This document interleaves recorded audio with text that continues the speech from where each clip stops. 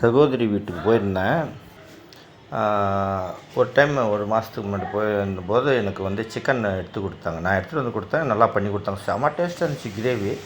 ஒவ்வொருத்தரும் ஒரு கை பக்குவம்.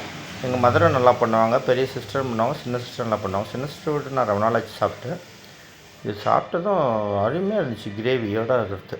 சரி, இந்த ட்ரிப் போகும்போதும் கேட்டேன், சிக்கனை பண்ணித்தரேன்னாங்க.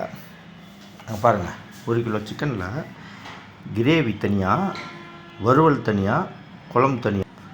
அப்படியே இந்த இட்லி அப்படியே பொசன்னு என்ன டேஸ்ட்டு தெரியுங்களா?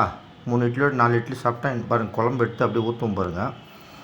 அந்த பொரியல் இது வறுவல் மாதிரி கறி, அது மாதிரி செம்ம டேஸ்ட்டாக. அது மாதிரி கற்றுக்கிட்டா வந்து ஒவ்வொருத்தரும் வந்து அருமையாக சாப்பிட்லாம். ஹோட்டலுக்கு போக வேண்டிய அவசியமே கிடையாது.